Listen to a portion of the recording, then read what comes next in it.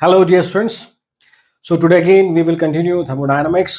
और आज हम लोग सबसे जो इंटरेस्टिंग या इम्पोर्टेंट टॉपिक आप कह लीजिए इस चैप्टर का, उसकी बात करेंगे, दैट इज द एंट्रोपी। आज हम लोग बात करेंगे नीड ऑफ एंट्रोपी की। मैंने कहा कि ये बहुत इंटरेस्टिंग है। उससे पहले कुछ बातें कि हम लोग एंट्रोपी क्यों डिस्कस करने जा रहे हैं। याद कीजिए, जब हमने फर्स्ट लेक्चर स्टार्ट किया था, मैंने बात कही थी कि हम थर्मोडायनामिक्स की हेल्प से ये बताते हैं कि कोई रिएक्शन या प्रोसेस फिजिबल है या नहीं, उसकी होने की, सक्सेसफुली होने की पॉसिबिलिटी है या नहीं, उसे हम लोग थर्मोडायनामिक्स की हेल्प से कंक्लूड करने की कोशिश करते हैं। तो वहाँ हम लोग सबसे पहले जो है क्राइटेरिया यूज़ करते हैं कि जिसकी हेल्प से हम बता सकें कि कोई प्रोसेस या रिएक्शन फिजिबल है या नहीं, वो है energy criteria. That is the first law of thermodynamics, that is the law of conservation of energy. जहां हम लोग एनर्जी की हेल्प से समझाने की कोशिश करते हैं कि अगर ऐसा कुछ होगा तो ये प्रोसेस या रिएक्शन फिजिबल होगी। जैसे कि मान लीजिए हम लोगों ने बहुत पहले भी पढ़ा है, अपार्ट फ्रॉम थर्मोडायनामिक्स हमने पढ़ा है कि जब सिस्टम की एनर्जी कम होती है तो स्टेबिलिटी बढ़ जाती है। मीन्स सिस्टम एनर्जी रिलीज कर दे, it is what it is toward the stability. जैसे नो, कोई चीज अगर स्टेबल है या वो स्टेबिलिटी की तरफ जा रही है, इट मीन्स कि वो फिजिबल है, इट मीन्स कि वो फिजिबल है। तो ये बात एनर्जी की रही। तो हमने क्या ऐसे बहुत सारे एग्जांपल्स देखे हैं, मतलब साइंटिस्ट लोगों ने जब वो फिजिबिलिटी का क्राइटेरिया ढूंढ रहे थे तो उससे पहले एनर्जी के पास गए, फिर सेकंड पॉइंट, फिर थर्ड पॉइंट, इस तरह से लास्ट में कंक्लूड करेंगे, हम बात करेंगे क्या कंक्लूड करेंगे। तो पहले एनर्जी के पास गए तो उन्होंने देखा कि ऐसी बहुत सारी रिएक्शन जहाँ नेट हीट रिलीज हो रही है, सिस्टम की एनर्जी कम हो रही है, वो फिजिबल है, अपने आप हो रही है। इसको आप ऐसे समझ लीजिए सिंपल भाषा में कि उन्होंने ऐसे कुछ एग्जामिन किया होगा कि जहाँ डेल्टा एच नेगेटिव है, जहाँ डेल्टा एच नेगेटिव है, एक्सोथर्मिक रिएक्शंस। देखो, मैं इसको सिंपल लैंग्वेज में समझाने की कोशिश कर रहा हूँ, इसलिए मैं ये वर्ड यूज़ कर रहा हूँ, डेल्टा एच। तो मान लो डेल्टा एच नेगेटिव है, इसका मतलब कि ऐसी रिएक्शन जहाँ डेल्टा एच नेगेटिव है वो सारी की सारी फिजिबल होनी चाहिए, वो सब रिएक्शन या प्रोसेस हो जाने चाहिए। ये उन्होंने कंक्लूड किया। बट फिर उन्होंने ऑब्जर्व किया कि ऐसी बहुत सारी रिएक्शंस या प्रोसेस हैं जिनके लिए डेल्टा एच अगर पॉजिटिव भी है, एंडोथर्मिक भी अगर वो है, तब भी वो रिएक्शंस या प्रोसेस होता है, तो वो भी फिजिबल है। और ऐसी बहुत सारे प्रोसेस जहां डेल्टा एच जीरो है, डेल्टा एच जीरो है, मतलब कि नेट हीट एक्सचेंज हो ही नहीं रहा, वहां भी या वो भी प्रोसेस आपके अपने आप हो जाते हैं। जैसे एग्जाम्पल के तौर पर समझिए, हम लोग जानते हैं बहुत सारी रिएक्शन जहाँ डेल्टा एच नेगेटिव हमने पढ़ा है, डेल्टा एच पॉजिटिव ने पढ़ा है। डेल्टा एच जीरो से मतलब क्या है, मैं किस प्रोसेस की बात कर रहा हूँ। मान लीजिए हमने कहा कि दो कंटेनर इस प्रकार से कुछ सपोज कीजिए कि ये कंटेनर है, उसको दो हिस्सों में डिवाइड कर रखा है। मान लीजिए यहाँ पर कोई गैस ए है और मान लीजिए यहाँ पर कोई गैस बी है। आप चाहे दोनों तरफ सेम गैस भी रख सकते हैं। और ये कंटेनर में यहाँ हमने भी स्टॉपर लगा रखे हैं, मान लीजिए हमने यहाँ स्टॉपर लगा रखे हैं। अब मान लीजिए मैं स्टॉपर को हटा दूं तो ऑब्वियसली ये बीच वाला पोर्शन हट जाएगा, ये पूरा कंटेनर एक ही हो जाएगा। मतलब जो दो दो ब्लॉक है इसके, वो दो ब्लॉक की बजाय वो कंप्लीटली एक कंटेनर हो जाएगा। इट मीन्स कि आपने इस बीच वाले पोर्शन को हटा दिया किसी तरीके से, तो अब क्या होगा, ये गैसेस अपने आप आपस में इंटरमिक्स होगी, ये गैसेस अपने आप आपस में इंटरमिक्स होगी, आपको करवाने की जरूरत नहीं है। ये प्रोसेस फिजिबल है। यहाँ पर डेल्टा एच कितना है, zero. There is no heat exchange, there is no net heat exchange. तो इसका मतलब क्या है कि बात यहाँ तक आ गई कि जब हम एनर्जी से ये चीज समझाने की कोशिश कर रहे हैं कि डेल्टा एच नेगेटिव है, तो वो सब चीजें हम कह रहे हैं कि फिजिबल है। पर डेल्टा एच पॉजिटिव वाले भी कुछ केस फिजिबल निकले, डेल्टा एच जीरो वाले कुछ केस भी फिजिबल निकले। It means energy itself is not a criteria of feasibility. मतलब कि सिर्फ एनर्जी की हेल्प से हम, सिर्फ एनर्जी की हेल्प से हम फिजिबिलिटी को नहीं समझा सकते कि किसी प्रोसेस के लिए हम ये कहते हैं कि अगर एनर्जी का ये रोल है, एनर्जी इस डायरेक्शन में है, एक्सोथर्मिक एंडोथर्मिक है, तो होगी होगी या नहीं होगी, ये बात हम नहीं कर सकते। मतलब सिर्फ और सिर्फ एनर्जी की हेल्प से आप कंक्लूड नहीं कर सकते कि कोई प्रोसेस या रिएक्शन फिजिबल है या नहीं है। इट मीन्स हमें एक क्राइटेरिया और चाहिए। तो यहीं से शुरुआत होती है कि हम बढ़ते हैं एंट्रोपी की तरफ से, हम बढ़ते हैं एंट्रोपी की तरफ। तो एंट्रोपी से भी हम लोग कुछ समझाने की कोशिश करेंगे जो एनर्जी नहीं समझा पा रहा। मतलब ये फर्स्ट लॉ ऑफ थर्मोडायनामिक्स जो है, जिसके लिए हम कहते हैं it is law of conservation of energy, वो 100% ही कंक्लूड नहीं कर सकता about the direction of reaction या प्रोसेस। जैसे मान लो एग्जांपल के तौर पे कहिए, सपोज करो हम एक गर्म चाय का कप लाके, जिसमें चाय रखी हो, लाके यहाँ रख दें।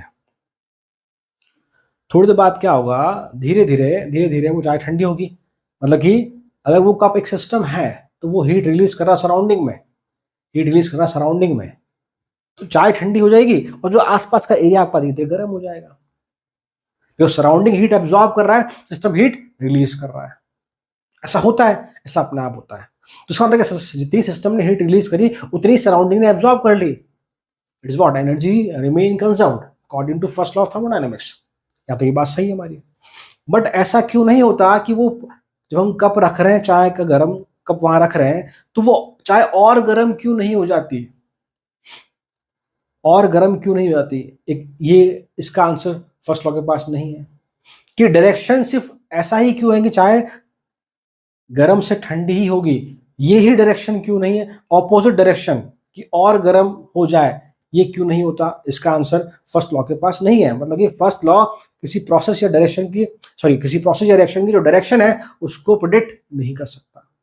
सिमिलरली मान लीजिए, मैं एक और बात रखूं, मान लीजिए हमारे पास डीओ है, उसे हम लोग ला के स्प्रे कर दें, बहुत माइन्यूट लेवल पे स्प्रे करता हूँ, बहुत हल्का सा, धीरे धीरे वो सारे जो भी पार्टिकल्स है, सारी जो गैसेस पार्टिकल, वो डिस्पर्स हो जाएगी पूरे कमरे में, अपने आप होगा ये। पर क्या कभी ऐसा होता है कि वो सारे गैस पार्टिकल अपने आप आके उस बॉटल में इकट्ठा हो जाए वापस? तो यहां भी बात जो डायरेक्शन की है कि इस प्रकार से होगी कि आप उस गैसेस पार्टिकल को डिस्पर्स कर सकते हैं। जैसे मान लो हमने हटाया, दोनों गैस पार्टिकल डिस्पर्स हो गए, आपस में इंटरमिक्स हो गए। कभी कभी ऐसा होता है कि सारी गैस पार्टिकल इधर की इधर आ जाए, ये सारी उधर की उधर चली जाए, ये डायरेक्शन पॉसिबल नहीं। तो ऐसे बहुत सारे क्वेश्चंस हैं जिसका answer first law of thermodynamics के पास नहीं है। जहाँ बेसिकली ये कि मैं हीट वर्ड यूज नहीं कर रहा, बेसिकली ये कि रिएक्शन या प्रोसेस की डायरेक्शन। और दूसरी बात की थर्मोडायनामिक्स का जो फर्स्ट लॉ बताता है, law of conservation of energy की, तो ऐसे बहुत सारे प्रोसेस जहां एनर्जी कंजर्व है, क्या वो हमेशा होंगे? क्या उनमें से भी ऐसे कुछ प्रोसेस जो नहीं होंगे? ये भी फर्स्ट लॉ ऑफ थर्मोडायनामिक्स आपको नहीं बता पाता, या ये पार्ट हम लोग फर्स्ट लॉ ऑफ थर्मोडायनामिक्स की हेल्प से कंक्लूड नहीं कर पाते। आई होप आप पॉइंट समझ रहे हैं मैं क्या कहना चाह रहा हूं मैं। तो इसका मतलब अब फर्स्ट लॉ में ये कमियां हैं, इन्हें आपको रेक्टिफाई करना होगा। So now we are moving towards second law of thermodynamics, जो कि डायरेक्टली इनडायरेक्टली आप कह सकते हैं कि एंट्रोपी से ही लिंक है। तो आप ये भी कह सकते हैं कि पैरेलली हम लोग जब एंट्रोपी पढ़ेंगे, उसके बाद हम लोग या उसके साथ हम लोग सेकंड लॉ ऑफ थर्मोडायनामिक्स की भी बात करेंगे। आप ऐसा बोल सकते हैं बहुत क्लियर कि एंट्रोपी ही आपका सेकंड लॉ ऑफ थर्मोडायनामिक्स को समझाता है, या एंट्रोपी की हेल्प से ही हम सेकंड लॉ ऑफ थर्मोडायनामिक्स का जो स्टेटमेंट है उसको जस्टिफाई करते हैं या उसको बताते हैं हम लोग। आई होप ये पॉइंट क्लियर है कि हम क्यों पढ़ने जा रहे हैं एंट्रोपी, या एंट्रोपी की नीड क्या है, या सुनो। और दूसरी बात, यही से हम लोग सेकंड लॉ ऑफ थर्मोडायनामिक्स की बात भी करेंगे। तो थर्मोडायनामिक्स का सेकंड लॉ कह लीजिए या एंट्रोपी कह लीजिए, दोनों एक ही बात है या दोनों साथ में पैरेलली चलेगी। एक और बात, एंट्रोपी एक ऐसा टॉपिक है जो ऐसा नहीं किसी आज के लेक्चर में ही ये कंक्लूड हो जाएगा। No, definitely it will take at least 3 lectures जब हम लोग एंट्रोपी की सारी बातें कंक्लूड कर पाएंगे। तो फिर दिमाग में फिल्म क्लियर रखना, ये पिक्चर क्लियर रखना कि हम लोग ढूंढने चले starting say about the feasibility of reaction, about the feasibility of process. ये हमारे इस चैप्टर का मकसद है। जहां हम पहले गए एनर्जी के पास, वहां से हमें एक सेटिस्फैक्ट्री आंसर नहीं मिला कि हम कह दें कि एनर्जी इस प्रकार से है तो ये प्रोसेस होगा या ये प्रोसेस नहीं होगा। तो अब हम जा रहे हैं एंट्रोपी के पास। हम देखेंगे क्या एंट्रोपी भी हमें 100% करेक्ट आंसर दे पाएगी या नहीं दे पाएगी, या उसके बाद ही मुझे किसी और पैरामीटर के पास जाना होगा। और ये आप सब देखेंगे एंट्रोपी के साथ, एंट्रोपी के बाद। तो आई होप मैंने एक इमेज बना दी, एक पिक्चर बना दी कि हम क्यों पढ़ने जा रहे हैं एंट्रोपी। नाउ, दो बहुत ही महान व्यक्ति जो हैं उनके बारे में हम बात करते हैं। जब भी हम बात करते हैं सेकंड लॉ ऑफ थर्मोडायनामिक्स की, या जब भी हम बात करते हैं थर्मोडायनामिक्स की हम बात करते हैं, तो वहाँ आपके पास दो बहुत ही रिनोन आप कह सकते हैं कि फिजिसिस्ट थे। एक तो आपके जिनका मैं नाम लिखा है, ना दी कार्नो, ये आपके फ्रेंच फिजिसिस्ट थे। और एक जिनकी हम बात करते हैं वो है रुडोल्फ क्लॉसियस। इन दोनों के बिना आप थर्मोडायनामिक्स की बात नहीं कर सकते। They both are the what we say physician, और आपके जो रुडोल्फ क्लॉसियस हैं, they are what German physicist, and जो नादी कार्नोट थे आपके, ये आपके थे फ्रेंच फिजिसिस्ट। मैंने की बात क्यों रखी, तो आप समझ रहे हो, आपको आइडिया क्लियर हो जाएगा कि हम क्या पढ़ने जा रहे हैं, हम क्यों पढ़ने जा रहे हैं। बिकॉज अगर अदरवाइज तो फिर एंट्रोपी बहुत कॉम्प्लेक्स हो जाएगी आप लोगों के लिए। बाकी एंट्रोपी बहुत सिंपल टॉपिक है। एंट्रोपी क्वेश्चन भी दो तरह से पूछे जाते हैं, एक आपके थ्योरेटिकल लॉजिकल रीजनिंग बेस्ड कर लीजिए आप, और एक प्योरली मैथमेटिक्स। तो दोनों हम सीखेंगे बिल्कुल। तो देखिए पहले मेरी बात समझिए आप लोग। नादी कार्नो, हम जानते हैं कि फ्रेंच में डी साइलेंट होता है, एंड दिस इज व्हाट, ये आपके जर्मन फिजिसिस्ट है। नादी कार्नोट, मैं कार्नोट ही बोल रहा हूँ फिलहाल में, जो कार्नोट है इन्होंने, आप या इनको आप कहते हैं is what the father of thermodynamics. एक बात तो ये है। दूसरी बात की ये बहुत ही कम एज, अराउंड 36 ईयर इनकी डेथ हो गई थी, और इन्होंने जो अपना कंट्रीब्यूशन दिया थर्मोडायनेमिक्स में, जब तक वो जिंदा थे तब तक उनका कंट्रीब्यूशन एक्सेप्टेड नहीं किया गया या उसे बहुत ज़्यादा तवज्जो नहीं दी गई। बट आफ्टर द डेथ जब चले गए तब बहुत जगह उसको सराहा गया। बात करेंगे क्या, तो इन्होंने बेसिकली जो कार्नोट इंजन है उसके बारे में बात करी, और यही फंडामेंट आप कहते हैं, यही फंडामेंटल बेस है आपका एंट्रोपी का, कह लीजिए आप, या कह लीजिए यही आपका फंडामेंटल बेस है सेकंड लॉ ऑफ थर्मोडायनेमिक्स का। फिर जो इन्होंने काम किया उसी को मैथमेटिकली इन्होंने आकर एस्टेब्लिश कर दिया, या आप ऐसा कह लीजिए कि जो एंट्रोपी का मैथमेटिकल पार्ट है वो पूरा आप क्लॉसियस या रुडोल्फ क्लॉसियस इन्होंने ही समझाया है, आप ये बोल सकते हैं। सो ये इनके बहुत सारे कंट्रीब्यूशन है, जहां बेसिकली मैं बात कर रहा हूँ एंट्रोपी की जो इक्वेशन कह लीजिए या मैथमेटिकल पार्ट है एंट्रोपी का, वो इन्होंने समझाया। इसके अलावा काइनेटिक थ्योरी ऑफ गैस में अगर आप एक टॉपिक जानते हैं mean free path, kinetic theory of gas में टॉपिक है मीन फ्री पाथ, वो भी इन्होंने इंट्रोड्यूस किया था। एक अगर आपको याद हो, लिक्विड और गैसियस फेज के लिए वॉल्यूम और टेम्परेचर में रिलेशन होता है, जिसे हम लोग बोलते हैं क्लॉसियस क्लैपेरॉन इक्वेशन, वो भी इन्होंने दी थी। तो इनके बहुत सारे कंट्रीब्यूशन अनडाउटेडली। और एक बहुत इंपॉर्टेंट बात की, ये पहले थे, इनके बाद आप कह सकते हैं ये साइंटिस्ट आए थे, और बिफोर 1900 इन्हें आप कह सकते हैं कि कॉपले मेडल होता था पहले, एक कॉपले मेडल एक्चुअली ये इन्हें मिला था उस समय, मतलब मैं 1900 से पहले की बात कर रहा हूँ। कॉपले मेडल वो आप कह सकते हैं हाईएस्ट ऑनररी या प्रेस्टिजियस अवार्ड था, जो बेसिकली आपको कह सकते हैं फिजिक्स के क्षेत्र में दिया जाता था। उस समय नोबेल प्राइज नहीं था, नोबेल प्राइज 1901 या उसके बाद आया मेरे हिसाब से। तो उससे पहले इनको जो हाईएस्ट अवार्ड था वो मिला Copley medal for the contribution in the physics. So मैं एक बेसिक आइडिया दिया। अब देखो मैं क्या पढ़ाऊँ, क्या हम पढ़ेंगे। पहले हम लोग बात करेंगे कार्नोट इंजन क्या होता है और वो हमें क्या समझाना चाहता है, वो हमें क्या चीज बताता है, पहले उस चीज को हम देखेंगे। फिर उसी को बेस बनाकर हम लोग बाद में जो एंट्रोपी का मैथमेटिकल पार्ट है या उसकी जो मैथमेटिकल इक्वेशन है उसको हम समझने की कोशिश करेंगे। आई होप मैंने आपकी पिक्चर क्लियर कर दी कि पहले हम लोग कार्नोट साइकिल, कार्नोट इंजन उसकी बात करेंगे, फिर हम लोग बढ़ेंगे व्हाट वी से toward the mathematical form for entropy. Entropy को हम लोग बेसिकली कैपिटल एस से रिप्रेजेंट करते हैं, कैपिटल एस से रिप्रेजेंट करते हैं। सो आई होप आपको ये समझ में आया कि क्या फर्स्ट लॉ के ड्रॉबैक्स थे जिनको हम सुधारने की या जिनको हम आगे एंट्रोपी की हेल्प से, सेकंड लॉ ऑफ थर्मोडायनामिक्स की हेल्प से उन चीज़ों को रेक्टिफाई करने की कोशिश करेंगे जो फर्स्ट लॉ ऑफ थर्मोडायनामिक्स में कहीं ना कहीं ड्रॉबैक्स थे। एग्री और नॉट, एग्री और नॉट। अब देखो मैं मैथमेटिकल पार्ट में पहले नहीं जा रहा, मैं पहले आपके दिमाग में ये चीज़ डाल देना चाहता हूँ कि what is the feel of entropy, what is the meaning of entropy. मैं आपको वो चीज़ समझाना चाहता हूँ, फिर मैं मैथमेटिकल पार्ट पाऊंगा। बिकॉज मैंने आपको कहा कि अगर हम क्वेश्चन की बात करें तो एंट्रोपी में दो तरह से क्वेश्चन आते हैं कि आपके लॉजिकल, कॉन्सेप्चुअल, और हम कितना सोच पाते हैं उस पर बेस, आप उसे थ्योरेटिकल पार्ट कह सकते हैं। Second, that is purely because of the mathematics, because of the formulas of entropy for the various states and all, वो हम बात करेंगे। ठीक है, तो पहले मैं आपको समझाने की कोशिश करता हूँ कि एंट्रोपी क्या है, एंट्रोपी आप कैसे फील कर सकते हैं।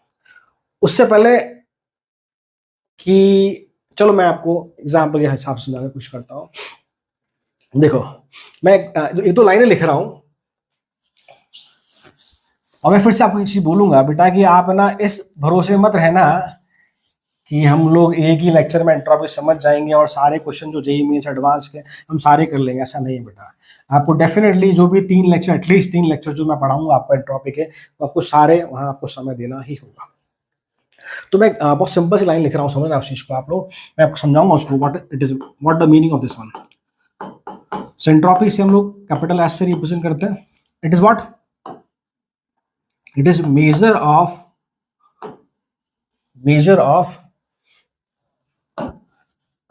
randomness और measure of randomness या measure of degree of randomness। Degree of randomness कह लीजिए आप, या डिसऑर्डरनेस कह लीजिए आप, डिसऑर्डर्डनेस या डिसऑर्डर्ड फॉर्म कह लीजिए।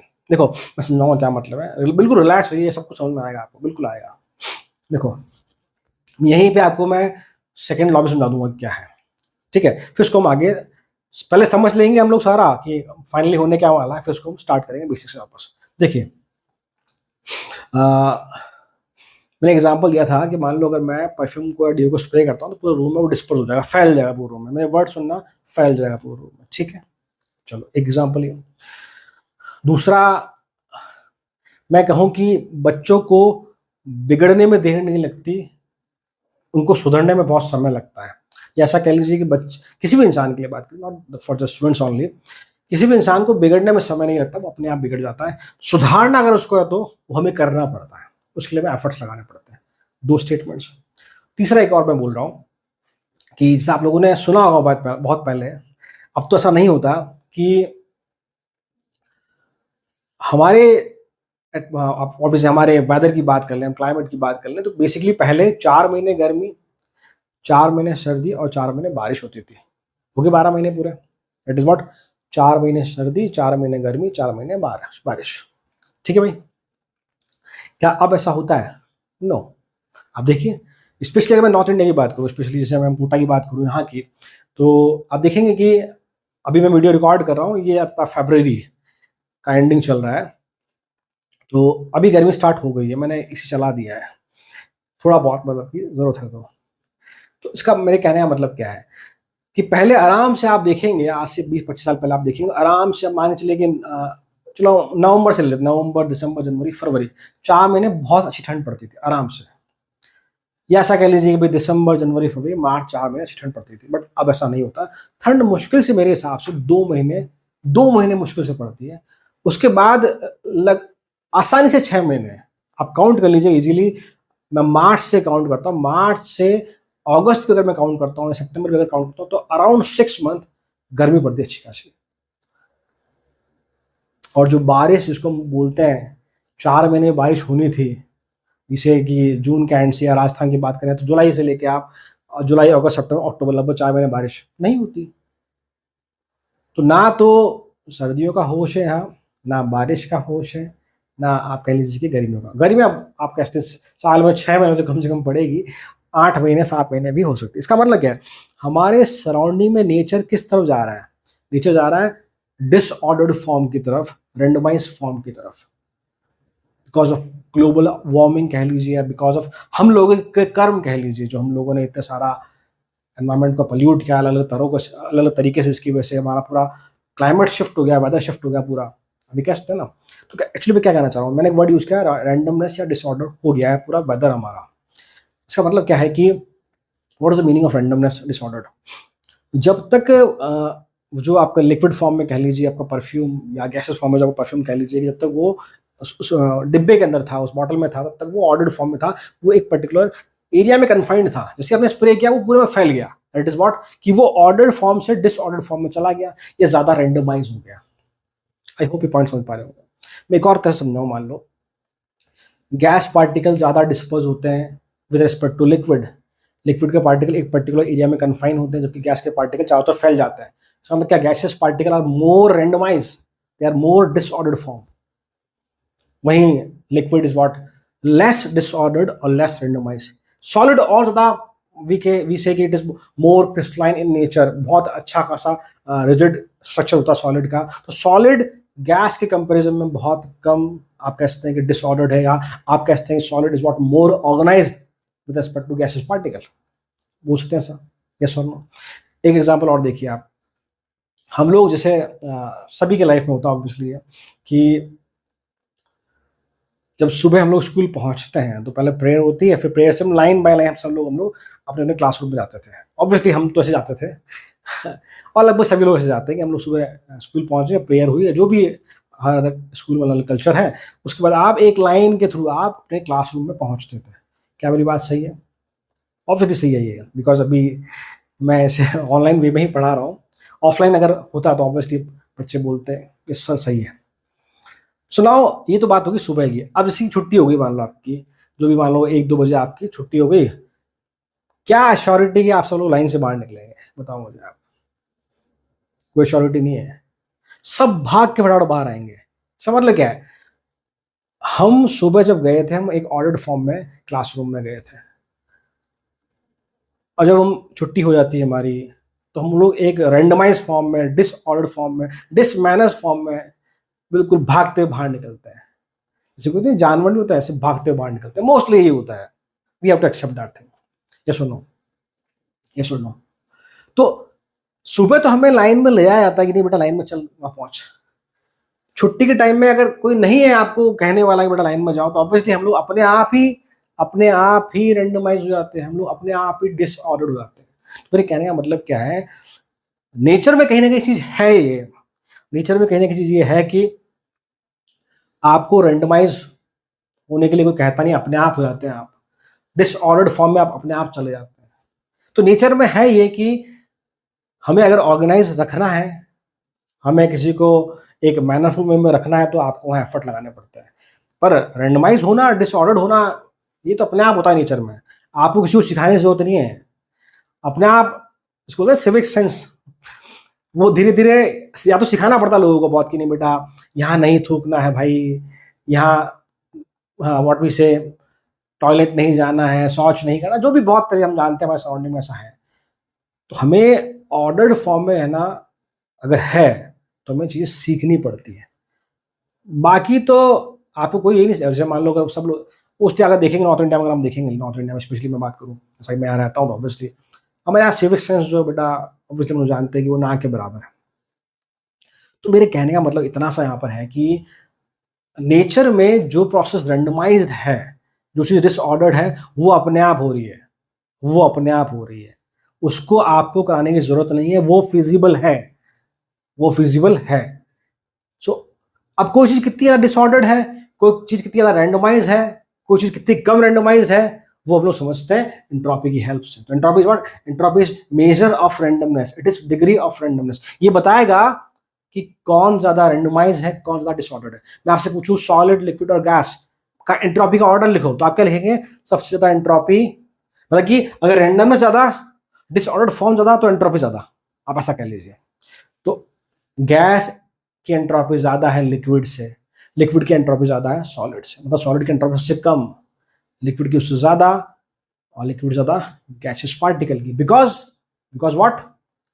Gases particle are more disperse, they are more randomised. तो अगर रैंडमनेस ज्यादा है, डिसऑर्डर्डनेस ज्यादा है, तो हम बोलते हैं कि एंट्रोपी ज्यादा है, हम बोलते हैं कि एंट्रोपी ज्यादा है। This is what? It is the measure of randomness, it is a degree of randomness, it is a degree of randomness. तो हमारे सराउंडिंग में हर चीज रैंडमाइज हो रही है। आप देखो हर चीज रैंडमाइज है। आप इंडियन का पॉलिटिकल बिहेवियर देख, इंडिया में पॉलिटिकल बिहेवियर देख लीजिए, आप ग्लोबल स्केल पे देख लीजिए, हम सब लोग विनाश की तरफ जा रहे हैं। What I am saying, I getting my point, कि हम डायरेक्टली इनडायरेक्टली डिस्कवरीज कर रहे हैं, रिसर्च कर रहे हैं, इन्वेंशंस कर रहे हैं, बट उनके कहीं ना कहीं जो साइड इफेक्ट कह लीजिए, नेगेटिव साइड कह लीजिए, वो बढ़ते जा रहे हैं। तो इनडायरेक्टली ह्यूमन जो है वो अपने आप ही जा रहा है इस तरफ, डिसऑर्डर्ड फॉर्म की तरफ, रैंडमाइज फॉर्म की तरफ, उसकी एंट्रोपी बढ़ती जा रही है, बढ़ती जा रही है। Human are not organise now compare to, आप अगर पीछे 100 साल जाएंगे, 50 साल जाएंगे, तो you feel we are more organised, we are more in that state कि हम लोग पहले के समय में इतने नहीं पागल थे कि हमें ये भी चाहिए वो भी चाहिए, दैट इज अ मटेरियलिज्म। और आज हम लोग चाहते हैं सब चीज़ें कि हमारे पास ये भी हो वो भी हो। तो आप सराउंडिंग में, हमारे नेचर में देखेंगे तो रैंडमाइज होना ही नेचर है, डिसऑर्डर्ड फॉर्म में जाना ही नेचर। तो मैं क्या बोल रहा हूँ, मैं बहुत सिंपल लाइन बोलूंगा आपकी, नेचर की एंट्रोपी, या आप कह लीजिए यूनिवर्स की एंट्रोपी लगातार बढ़ रही है। यूनिवर्स की एंट्रोपी लगातार बढ़ रही है, इसको आप ऐसे समझ लीजिए कि ग्लोबल वार्मिंग बढ़ रही है लगातार, तो हर चीज़ क्या हो रही है, डिसऑर्डर्ड हो रही है, सी लेवल बढ़ रहा है।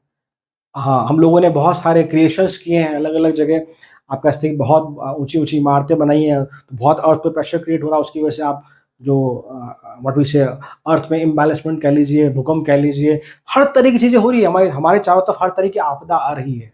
चाहे आप उसे कह लीजिए कि it is because of the earth, या it is because of what we say, मतलब ज़मीन से लेकर पानी से लेकर हर तरफ हमारे चारों तरफ आपदाएं बढ़ रही है। आप पिछले 50 साल में अगर आप देखेंगे, और अगले 50 साल में आप देखेंगे, तो ये चीज़ बढ़ती जा रही है। मतलब यूनिवर्स की एंट्रोपी लगातार बढ़ रही है, यूनिवर्स लगातार रैंडमाइज हो रहा है, यूनिवर्स लगातार डिसऑर्डर फॉर्म में जा रहा है। This is the second law of thermodynamics. This is the second law of thermodynamics, कि यूनिवर्स की एंट्रोपी लगातार बढ़ रही है। तो ओनली सिंगल स्टेटमेंट, इसको आप फील कर सकते हैं आपके सराउंडिंग में, इसको आप फील कर सकते हैं। इसी बात को मैथमेटिकल फॉर्म में भी समझेंगे एंट्रोपी को, ये मैंने आपको फील दिया है, ये मैंने आपको फील दिया है, यस और नो। एक एग्जाम, इसको फिर से एग्जाम्पल से लेते हैं, कि मैं आपसे पूछूं कि जब हम एग्जाम्पल की बात कर रहे थे क्लासरूम की, जब आप सुबह लाइन बना के क्लासरूम में जा रहे थे, और जब छुट्टी हुई तो आप सब लोग अव्यवस्थित रूप से डिसऑर्डर्ड फॉर्म में, रेंडमाइज फॉर्म में बाहर निकलते हैं, तो मैं पूछूं कि एंट्रोपी कब ज़्यादा थी, तो आप क्या बोलेंगे, जब हम क्लास से एग्जिट कर रहे थे तो एंट्रोपी ज़्यादा थी, जब हम क्लास में आ रहे थे तो हमारी एंट्रोपी कम थी। It is comparative, entropy is what, comparative.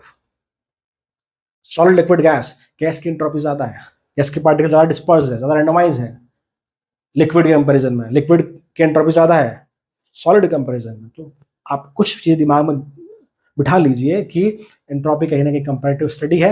Entropy simple word, simple feel is what, कि यूनिवर्स की एंट्रोपी लगातार बढ़ रही है और बढ़ती रहेगी। ये आपका सेकंड लॉ ऑफ थर्मोडायनामिक्स है। इसको मैं कोरिलेट करूंगा बाद में मैथमेटिकल फॉर्म में अलग अलग तरह से। तो मैंने आपको फील दे दिया कि एंट्रोपी क्या है, what is the meaning of entropy, yes और नो। अब हम बढ़ेंगे मैथमेटिकल पार्ट पे, यस और नो। अगर आप सिर्फ, एक्चुअली एंट्रोपी मेरा फेवरेट इसलिए भी है बिकॉज अगर एंट्रोपी हम किसी किताब से पढ़ने जाएं, कोई भी किताब से अगर हम पढ़ने जाएं, तो नहीं समझ में आता इतना आसानी से। लैंग्वेज लिखी होती है अच्छी खासी, बट आपको रिलेट नहीं कर पाते, उसे समझ नहीं पाता है। बिकॉज एंट्रोपी, मुझे भी अगर आप देखेंगे तो हर साल मैं भी कुछ ना कुछ इसमें ऐड ऑन करता हूँ मेरे एक्सपीरियंस के साथ, सुनो। सो एंट्रोपी बहुत इंटरेस्टिंग टॉपिक है।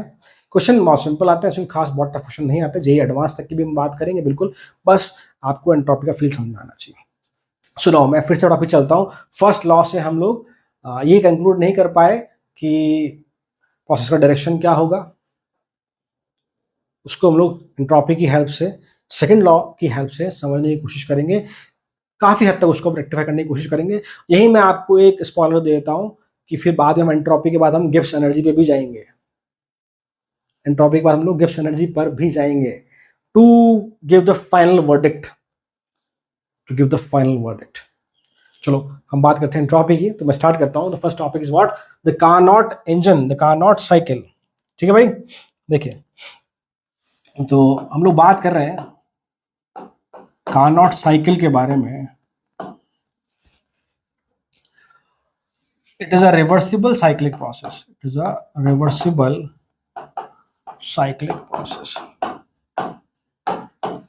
देखो, जो मैंने बात बोली कि रेंडमाइज फॉर्म, डिसऑर्डर फॉर्म, उसी को कार्नोट भी एक तरह से कहने की कोशिश कर रहे हैं। वो चीज हम समझेंगे भी यहाँ पर कैसे।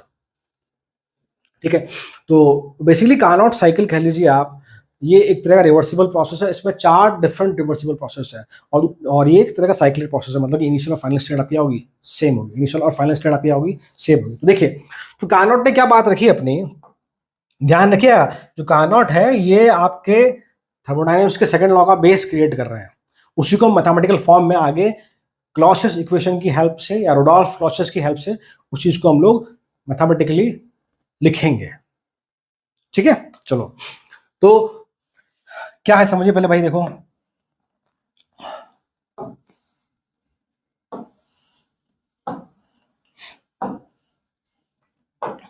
बिल्कुल आप मेरे साथ रहिए, हमें सब कुछ समझ में आएगा। It is A B C D. तो आप देख पा रहे होंगे A B C D, it is a what we say, obviously it is a cyclic process.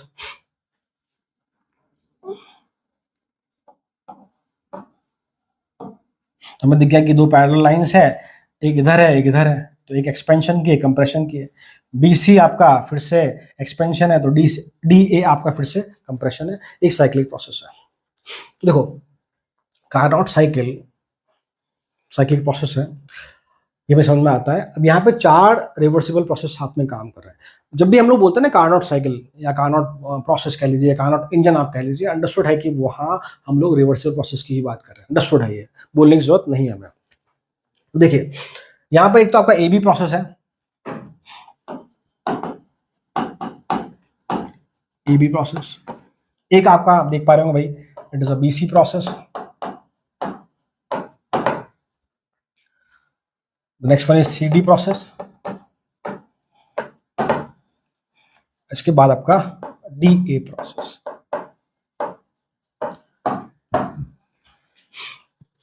किसी ने मान लो एंट्रोपी की डेफिनेशन नहीं लिखी, चिंता नहीं करनी, मैंने आपको फील देने के लिए समझाया था, बाकी मैं आपको डिटेल में बताऊंगा सब चीजें, है ना, ठीक है। तो भाई देखो, तो हमें क्लियर दिख रहा है कि भाई जो ए बी आपका प्रोसेस है, ये आपका आइसोथर्मल एक्सपेंशन है। मुझे यहाँ बोलने की जरूरत नहीं है, कि it is reversible isothermal expansion. मैंने पहले ही बोल दिया, it is reversible cyclic process. इससे हम लोग एक आइडियलाइज प्रोसेस भी कहते हैं, it is also idealise process, ठीक है भाई। तो अब देखो, सो ए से बी पे क्या है एक्चुअली, इस सिस्टम आपका, सिस्टम को इनिशियली हीट सप्लाई की गई, Q2 अमाउंट की हीट सप्लाई की गई। हम लोग जानते हैं कि आइसोथर्मल एक्सपेंशन में सिस्टम हीट एब्जॉर्ब करता है। कैसे? वी नो, पहले चीज देखो, आइसोथर्मल है तो मैं कहता हूँ delta U equal to Q, sorry delta U equal to 0। Yes और no? So from first law we know delta U equal to Q plus W, तो वहां से क्या आएगा कि Q A B equal to minus W A B. Yes और no? Yes और no? ठीक है, अभी उतारना मत, मैं आपको टाइम दूंगा उतारने का, पहले समझो चीजों को क्या है। आइसोथर्मल एक्सपेंशन में एक्सपेंशन हो रहा है, तो डब्ल्यू ए बी की वैल्यू नेगेटिव साइन में भूल जाइए। ये तो कहां से आया कि देखो, वापस देखो भाई, वापस देखो बेटा, ठीक है भाई, इसके इक्वल टू माइनस डब्ल्यू, सही है।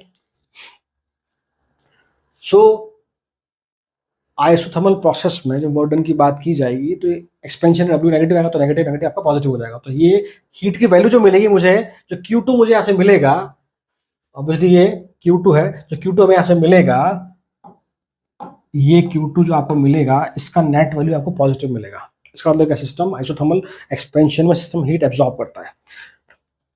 Getting my point? तो मैंने क्या बात बोली कि आइसोथर्मल प्रोसेस है ये, और सिस्टम यहाँ पर हीट एब्जॉर्ब करता है, तो Q2 amount of heat system ने एब्जॉर्ब करी। क्लियर? तो QAB equal to minus WAB मैंने लिख दिया। This QAB is what, simply Q2।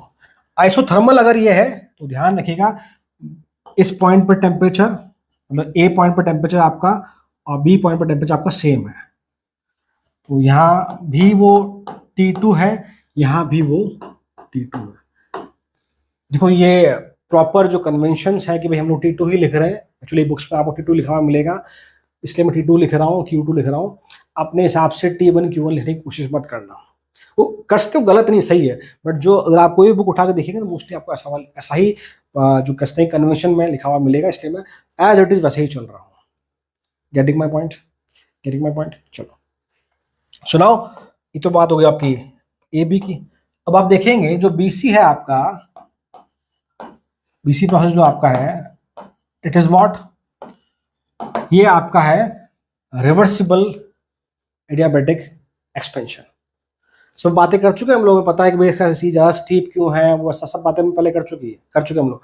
It is a reversible adiabatic process, and obviously it is adiabatic expansion. So simply, तो आप क्या पूछते हैं यहाँ WBC की अगर हम बात करें, so WBC is what? NRT, sorry, NCV T2 minus T1, T2 minus T1. अब देखो ये बात समझना, इससे पहले एडियाबैटिक एक्सपेंशन में टेम्परेचर ड्रॉप होता है ना, वो समझाया था। एडियाबैटिक एक्सपेंशन में कूलिंग इफेक्ट आता है, टेम्परेचर ड्रॉप होता है। इसका मतलब ये T2 है तो यहाँ पर टेम्परेचर मान लेते हैं T1, और ऑब्वियसली यहाँ पर जो T2 का वैल्यू होगा वो आपका T1 से ज्यादा है। क्लियर? एडियाबैटिक एक्सपेंशन में टेम्परेचर ड्रॉप होगा तो NCV T2 minus T1 मतलब T final minus T initial, that is T1 minus T2, T1 minus T2, T final minus T initial। ठीक है, नेक्स्ट हम लोग बात करते हैं, that is CD process।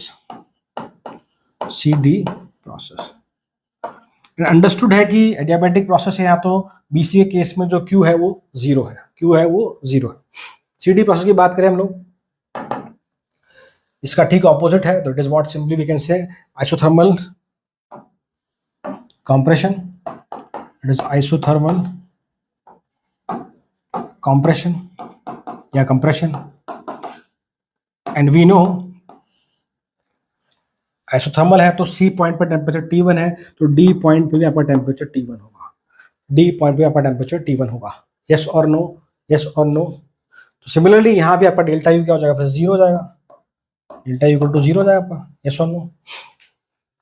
तो अगर मैं QCD की यहाँ बात करूंगा, it is QCD equal to minus WCD equal to minus W what we say CD।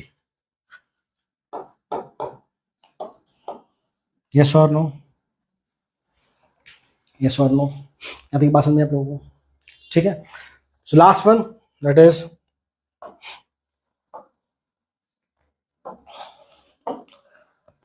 DA। So DA process is what? Adiabatic compression. It is adiabatic compression। ठीक है भाई, यहां तक की बात। तो फिर से हम लोग W अगर DA लिखते हैं हम लोग, so WDA is what? NCV DA की बात करें final minus initial T2 minus T1 इस T2 माइनस T1। और हम जानते हैं कि आइसोथर्मल एक्सपेंशन में सिस्टम हीट एब्जॉर्ब करता है Q2, तो आइसोथर्मल कंप्रेशन में सिस्टम हीट रिलीज करेगा Q1, हीट रिलीज करेगा Q1, हीट रिलीज करेगा Q1। तो थोड़ा मैं वापस से आता हूँ क्योंकि ये पिक्चर में बहुत परफेक्टली क्लियर होनी चाहिए, तब हम लोग कंक्लूजन की तरफ बढ़ पाएंगे। देखो AB BC CD DA cyclic process, it is what combination of 4 different process. 2 आपके आइसोथर्मल प्रोसेस है, एक आपका एक्सपेंशन AB और एक आपका CD कंप्रेशन। वहीं BC आपका एडियाबैटिक रिवर्सिबल एक्सपेंशन और वहीं आपका DA एडियाबैटिक रिवर्सिबल कंप्रेशन। उन चारों के मैंने W कैलकुलेट किया, उन चारों को मैंने W कैलकुलेट किया। यस और नो, यस और नो। अब W कैलकुलेट क्यों किए उसका भी हम अभी बात करेंगे, उसकी हम लोग उससे पहले एक चीज देखिए, ये तो हमने अलग अलग प्रोसेस का वर्ड निकाला है। अगर मुझे W टोटल निकालना है, मुझे W टोटल निकालना है तो क्या आएगा, देखो बात अब ढंग से समझना इस चीज को। देखो इंडस्ट्रियल रिवर्सिबल है, मैं BC और DA की बात कर रहा हूँ, ढंग से बात सुनना, मैं BC और DA की बात कर रहा हूँ। तो क्या मैं कह सकता हूँ अगर इनको हम जोड़े तो क्या है, NCV T1 minus T2 plus NCV T2 minus T1। सही है। अगर मैं साइन चेंज कर दूं, T1 आगे ले आऊं T2 पे चले आऊं तो बाहर माइनस आ जाएगा, तो दोनों सेम हो जाएंगे। यहाँ भी NCV T1 माइनस T2, यहाँ भी NCV T1 माइनस T2। तो आपका BC प्रोसेस का वर्क डन और DA प्रोसेस का वर्क डन आपस में कैंसिल हो जाएगा। क्लियर? तो सिर्फ एक बार जो वर्क डन बचेगा टोटल वो क्या आएगा, W because of AB plus W because of what we say this is CD। मैं फिर से क्लियर कर देता हूँ, कोई दिक्कत नहीं है, हमें इनिशियली टाइम देना होगा। BC process WBC, NCV T1 है, यहाँ आपका NCV T2 है। इन दोनों को मैं जोड़ू, इन दोनों को टू कैंसल आउट, तो हम क्या कर सकते हैं भाई कि ये माइनस का साइन आप बाहर ले आइए तो अंदर क्या हो जाएगा, T1 हो जाएगा। तो ये प्लस का ये माइनस का cancel out. So W total is just because of what, because of AB process and CD process. यहाँ तक ये बात ठीक है, यहाँ तक ये बात ठीक है। इसको उतारिए, फिर मैं आगे बात करता हूँ फटाफट से आप लोग। ठीक है बेटा, तो देखिए हम थोड़ा आगे बढ़ते हैं। मैंने WQ कैलकुलेट कराया ताकि हम इस कार्नोट इंजन की एफिशिएंसी कैलकुलेट कर सकें। इसे आप लोग हीट इंजन भी कह सकते हैं, इसे आप लोग कार्नोट इंजन भी कह सकते हैं। मैं आपको एक एग्जांपल से समझाऊंगा कि why it is cyclic process, हम साइक्लिक प्रोसेस ही क्यों लेते हैं। थोड़ा हम एक आध पॉइंट पहले इंक्लूड करते हैं, फिर उस बात पे मैं आता हूँ। देखो ठीक है भाई, तो मुझे ये समझ में आया कि WAB प्लस WCD। ठीक है भाई, चलो मैं थोड़ा रब कर रहा हूँ। ओह माय गॉड, चलो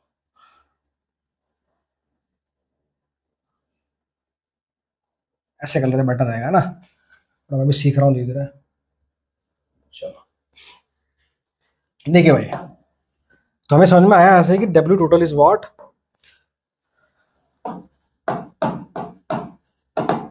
WAB और W आपका CD। ठीक है बेटा, हम लोग इस कार्नोट इंजन की, इस हीट इंजन की एफिशिएंसी निकाल रहे हैं। सो एफिशिएंसी को आप एटा से रिप्रेजेंट करते हैं। तो it is what, total work done by system, total work done by system upon heat input, heat input या आप कह लीजिए heat supplied to system, supplied to system. और अगर आपको परसेंटेज में निकालना है तो आप इसे 100 से मल्टीप्लाई करते हैं। देखिए भाई क्या मैं कहना चाह रहा हूँ, देखिए मैं ये भी बताऊंगा आपको कि हम इसकी एफिशिएंसी क्यों निकाल रहे हैं, मैं सब बातें क्लियर करूंगा, आप बस थोड़ा सुनते रहिए आज, है ना। देखिए अपना दिमाग थोड़ा कम लगाना बेटा। आज हमने सिस्टम को कुछ हीट सप्लाई की, ऑब्वियसली उस हीट से कुछ वर्क डन होगा। तो कितना वर्क डन हुआ टोटल सिस्टम के द्वारा अपॉन कितनी आपने हीट सप्लाई करी, that is what the efficiency. Very simple concept. इतना आपने हीट, मान लो आपने हीट सप्लाई की 100 जूल, मान लो आपने सिस्टम को 100 जूल हीट सप्लाई करी और 100 जूल का ही वर्क हो गया, 100 जूल का ही वर्क हो गया, means efficiency 100%, efficiency 100%। But practically ऐसा कभी नहीं होता, प्रैक्टिकली ऐसा कभी नहीं होता, उसकी बात करेंगे नहीं कैसे। तो अगर मैं यहाँ निकालना चाहूँ बेटा तो नीटा तो it is what minus W total, ये एक्सपेंशन हुआ है obviously, heat supplied Q2, obviously ज़्यादा सप्लाई है, इट इज पॉजिटिव आपका, और Q1 का वैल्यू आपका ऑब्वियसली नेगेटिव होगा, it is release amount of heat into 100। फिलहाल मैं ऐसा करता हूँ, मैं 100 की बात करने रहता हूँ, मैं सिर्फ और सिर्फ एफिशिएंसी पे फोकस कर रहा हूँ। सो W total is what, simply it is, ये वैल्यू पुट करेंगे तो माइनस WAB और माइनस WCD अपॉन आपका Q2। तो यहाँ से नीटा क्या निकल के आएगा बेटा, हम लोग जानते हैं minus WAB is QAB, QAB कितना है Q2। एंड सिमिलरली जब हम बात करें WCD की, तो WCD में अगर आप बात करेंगे WCD is what QCD, and QCD is what this Q1। So minus WAB की जगह बेटा आ जाएगा Q2 और माइनस WCD की जगह आ जाएगा बेटा आपका Q1। तो क्या बन जाएगा ये Q2 plus Q1 upon Q2। चलो हम परसेंटेज की बात कर ही लें, थोड़ा अच्छा लगेगा आपको भी। सो इंटू 100, यहाँ भी 100 लगा देना आप लोग, इंटू 100। किसी के दिमाग में डाउट नहीं आना चाहिए सर ऐसा तो Q2 प्लस Q1 करेंगे तो एफिशिएंसी जो होगी 100 से ऊपर चले जाएगी। नो बेटा, Q1 का वैल्यू क्या एक्चुअली नेगेटिव वैल्यू है, तो ये एफिशिएंसी 100 से कम ही आएगी। ठीक है, अब एक्चुअल में क्या होता है क्या कार्नोट ने जो बात रखी वो ये रखी कि जब भी आप एफिशिएंसी निकालेंगे, जब भी आप एफिशिएंसी निकालेंगे, ये 100% कभी भी नहीं आएगी, क्योंकि कुछ अमाउंट ऑफ हीट क्या है, बाहर रिलीज हो गई, कुछ अमाउंट ऑफ हीट सिस्टम ने बाहर रिजेक्ट कर दिया, सिस्टम ने बाहर फेंक दिया। सुनो,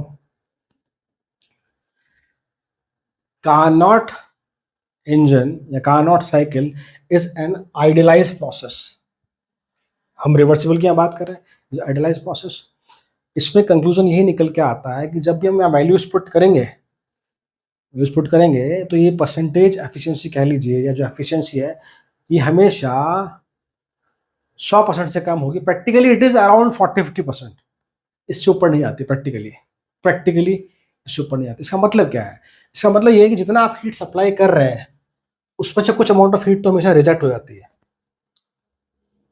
और कुछ अमाउंट ऑफ हीट ही जो है वो वर्क में कन्वर्ट हो पाती है। इसको समझ एग्जाम्पल फॉर्म में, मान लीजिए मैंने 1000 जूल हीट इस सिस्टम को सप्लाई करी साइक्लिक प्रोसेस में, बट उसमें से मुझे वर्क डन मिला सिर्फ और सिर्फ 400 जूल, दैट इज 40%। मतलब बाकी की 600 जूल हीट क्या हो गई, सराउंडिंग में डिस्पर्स हो गई, सराउंडिंग में सिस्टम ने रिजेक्ट कर दी, सराउंडिंग में फैल गई, सराउंडिंग में रेंडमाइज हो गई, सराउंडिंग में डिसऑर्डर्ड हो गई। तो मैंने एंट्रोपी वाला वर्ड यहाँ लाके जोड़ा। क्या मतलब? इसको ऐसे एक और सिंपल एग्जांपल है, ये तो चलो हम फिजिक्स की लैंग्वेज समझ रहे हैं, मैं एक बहुत बेसिक एग्जांपल लेता हूँ। मान लो वो ऑब्वियसली साइक्लिक प्रोसेस नहीं है, मैं ये तो साइक्लिक प्रोसेस है, मैं आपको ये बताऊंगा कि why it is cyclic process only, ये साइक्लिक प्रोसेस ही क्यों है। चलो देखो, समझो इसी समझो पहले कि ये साइक्लिक ही क्यों है। मान लीजिए प्रोसेस साइक्लिक नहीं होता, सिर्फ 2 स्टेप में होता या 1 स्टेप में होता, तो क्या होता, आपने हीट दी और वो हीट वर्क में कन्वर्ट होगी, बस तो खत्म प्रोसेस। तो इंजन सिर्फ एक बार ही काम कर पाया भाई। अगर मुझे इंजन को दोबारा काम करवाना है तो ऐसा तो होगा नहीं कि आपने एक बार सप्लाई करी हीट और उसके से वर्क डन हो गया फिर इंजन खत्म, इंजन खराब। नो, आपको इस इंजन से दोबारा बार बार काम करवाना है तो आपको प्रोसेस साइक्लिक ही रखना पड़ेगा। पहली बात तो ये, इसलिए कार्नोट साइकिल की बात कर रहे हैं या कार्नोट इंजन की हम बात कर रहे हैं तो प्रोसेस आपका साइक्लिक ही होना चाहिए।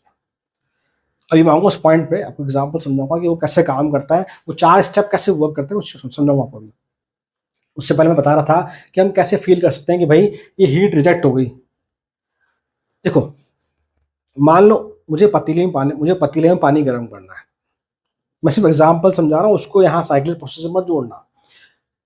मुझे मान लो पतीले में पानी गर्म करना, तो मैंने पतीला लिया, पतीले में पानी डाला, उसको गैस पर रखा, गैस चला दिया, मैं उसको हीट सप्लाई कर रहा हूँ। अब मान लो मैंने गैस चला के सिस्टम को, पतीले को 100 जूल हीट सप्लाई करी, तो क्या वो 100 जूल कंप्लीट हीट उस पानी को, जो कि हमारा काम, उस पानी को गर्म करने में ही खर्च होगी? थोड़ा सोच के देखिए, मैं फिर से बोलता हूँ, हमारा काम क्या, पानी को गर्म करना। हमारा काम ये नहीं पतीला गर्म करना, हमारा काम क्या, पानी को गर्म करना। तो मान लो मैंने उस पतीले को मैंने गैस पर गैस ऑन किया और उसको हमने, उस सिस्टम को हमने 100 जूल हीट सप्लाई करी ताकि वो पानी गर्म हो जाए। तो क्या 100 की 100 जूल जो हमने सप्लाई करी वो उस पानी को गर्म करने में खर्च होगी? कभी नहीं, कभी नहीं। इसे आप बहुत सिंपल तरीके से समझ सकते हैं। कैसे? देखो, हमने हीट सप्लाई करी, आप थोड़ी देर बाद देखेंगे जो गैस, जहाँ जिस गैस पे आपने रखा, जिस तरह व्हाट वी से, जो भी उसको हम बोलते हैं, आई होप यू अंडरस्टैंड क्या कहना चाह रहा हूँ मैं, उस पर हमने रखा बर्नर पे, तो फिर आप देखेंगे बर्नर का आसपास का एरिया भी गर्म हो जाता है। या सुनो, वो हीट कहाँ से आई है? जो आप सप्लाई कर रहे हैं वही तो हीट है भाई, वही तो हीट है। तो वो हीट तो सराउंडिंग में चलेगी, वो हीट तो रैंडमाइज हो गई, वो हीट तो खर्च हो गई, वो हीट तो वेस्ट हो गई, वो हीट तो डिसऑर्डर फॉर्म में चली गई। इसका मतलब जो पानी गर्म हुआ, क्या वो पूरा 100 जूल से गर्म हुआ? नहीं है। पानी तक जो हीट पहुंची वो आपने जो दी है उससे कम ही पहुंची। कुछ ना कुछ हीट तो सराउंडिंग में वेस्ट हो गई, सराउंडिंग में रेंडमाइज हो गई, सराउंडिंग में डिसऑर्डर फॉर्म में चली गई, या कह लीजिए सिस्टम ने हीट रिजेक्ट कर दी, कुछ एक्सेप्ट करी, कुछ रिजेक्ट कर दी। तो इसीलिए क्या मैं कह सकता हूं कि हमने जो हीट सप्लाई करी वो सारी की सारी 100 जूल उस पानी को गर्म करने में खर्च हुई? नहीं है। इसका मतलब उसकी एफिशिएंसी का 100% है? नहीं है। Very simple. वो मैंने एक सिंपल एग्जांपल लिया, that is not a cyclic process. वो चीज़ साइक्लिक प्रोसेस में होती है। वही चीज यहाँ साइक्लिक प्रोसेस में होती है कि आप जो भी सिस्टम से काम करवाना चाहते हैं, जो भी हीट इंजन से आप काम करवाना चाहते हैं, जो भी इंजन है उससे काम, हीट इंजन मत समझिए आप कोई भी इंजन लिखते हैं, कोई भी इंजन लिखते हैं यूनिवर्स में, कोई भी इंजन, कार का, बाइक का, अभी हम कार के या बाइक के इंजन के एग्जाम्पल समझेंगे इस चीज को। तो आप जो भी इंजन को हीट इनपुट देते हैं, सप्लाई करते हैं, 100% वो हीट जो है वो वर्क में कन्वर्ट नहीं होती। Work is organised form of energy, heat is not an organised form of energy. चलो छोड़ो, जो आप हीट देते हैं कुछ तो वर्क में कन्वर्ट होती है, तो कुछ सराउंडिंग में डिस्पर्स हो जाती है, इसको ऐसा कहते हैं। कुछ सराउंडिंग में वेस्ट हो जाती है, इसको आप ऐसा भी कहते हैं। कुछ सराउंडिंग में रैंडमाइज हो जाती है, इसको आप ऐसा भी कहते हैं। इसको आप ऐसा भी कहते हैं कि कुछ सिस्टम हीट रिजेक्ट कर देता है। मेरी बातें, मेरी लाइनें दिमाग में डालने की कोशिश करना। मैं कहता हूं कि सिस्टम ने, मान लो 100 जूल सप्लाई करी, सिस्टम ने 40 जूल रिजेक्ट कर दी, इसका मतलब क्या है? 40 जूल सराउंडिंग में डिस्पर्स्ड हो गई, 40 जूल सराउंडिंग में चली गई, 40 जूल वेस्ट हो गई, 40 जूल रेंडमाइज हो गई, 40 जूल डिसऑर्डर फॉर्म में चली गई, 40 जूल सिस्टम ने रिजेक्ट कर दी। 60 जूल ही सिर्फ और सिर्फ जो हीट थी वो वर्क में कन्वर्ट हो पाई। इसका मतलब कोई भी मशीन हो, कोई भी इंजन हो, अगर वो साइक्लिक प्रोसेस को फॉलो कर रहा है तो उसकी एफिशिएंसी कभी भी 100% नहीं हो सकती। और प्रैक्टिकली जो होती है एफिशिएंसी, इट इज नियरली 30-40%। इसका मतलब क्या है? वहां भी कुछ चीजें वेस्ट हो रही है, वहां भी कुछ चीजें रेंडमाइज हो रही है। मतलब आप कोई भी अगर काम करने जा रहे हैं, स्पेशली मैं जब बात कर रहा हूँ, कोई भी हीट इंजन आप यूज कर रहे हैं, तो वहां भी नेचर में कोई ना कोई चीज वेस्ट होगी in the form of heat, disperse होगी in the form of heat, randomise होगी in the form of heat, या सिस्टम कुछ अमाउंट ऑफ हीट को रिजेक्ट कर देगा।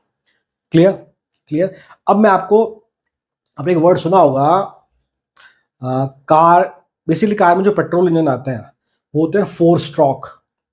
सुना होगा, ये आपने ऐड देखा होगा, 4 स्ट्रोक इंजन होते हैं, 2 स्ट्रोक इंजन भी होते हैं, ज़्यादातर 4 स्ट्रोक यूज किए जाते हैं। तो वो क्या, उसकी हम बात करते हैं। एक बार उसको फटाफट आप उतारिए, फिर मैं एग्जाम्पल लेता हूँ, फिर मैं एक पार्ट और देखूंगा ऐसी एफिशिएंसी का। चलो ना, उतारो फटाफट।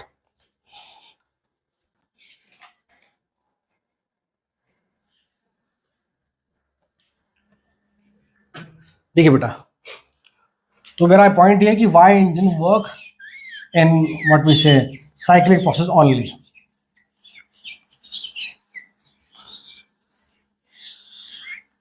तो हमारा क्वेश्चन ये है भाई कि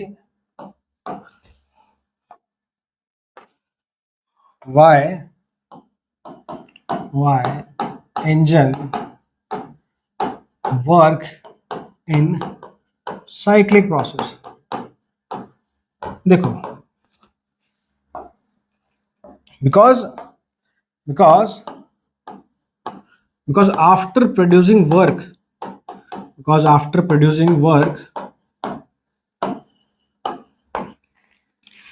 it must have to go back to its original position. It must have to go back to its original position to work continuously, भाई अगर मान लो वापस अपने ओरिजिनल स्टेट में गया ही नहीं, तो बस एक बार ही काम किया इन्होंने, फिर खत्म हो गया हो। तो सुनो, अब इसी चीज को कि हम साइक्लिक ही क्यों ले रहे हैं, उसका सिंपल रीजन तो ये हो गया। इसी को मैं आपको एक एग्जांपल से समझाता हूँ, that is what 4 stroke car engine, फिर उसको समझते हैं कि वो कैसे काम करता है। देखिए, इसको उतार लेना फटाफट से बाहर। देखिए,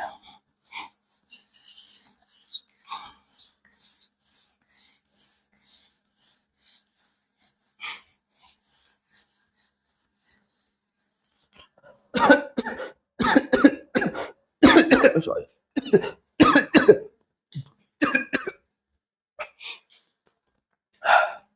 सॉरी। देखिए भाई, 4 स्ट्रोक कार इंजन होता है, पेट्रोल इंजन होता है। अपने वर्ड कहने, आई होप कहने सुना होगा, मैंने मैकेनिकल इंजीनियरिंग में पढ़ा था ये। तो देखो, इसके 4 स्टेप होते हैं। पहला इनटेक, मतलब कोई भी कार इंजन होता है वो साइक्लिक प्रोसेस में काम करता है। कैसे? इनटेक। सेकंड आपका होता है कंप्रेशन, थर्ड आपका होता है पावर और फोर्थ आपका होता है एग्जॉस्ट।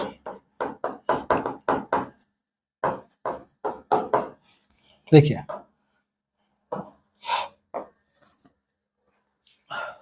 तो 4 स्टेप में काम करता है ये साइक्लिक प्रोसेस। कैसे देखो, पहले स्टेप में क्या होता है कि जो सिलेंडर होता है उसमें इंजन क्या करता है, फ्यूल लेता है।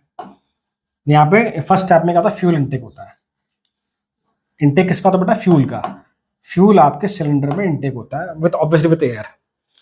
फ्यूल गया आपके किसमें, सिलेंडर में चला गया फ्यूल। ये आप कह लीजिए भाई इंजन ने फ्यूल एक्सेप्ट किया, इंजन ने फ्यूल इनटेक किया। सेकंड स्टेप में क्या होता है कि जो एयर और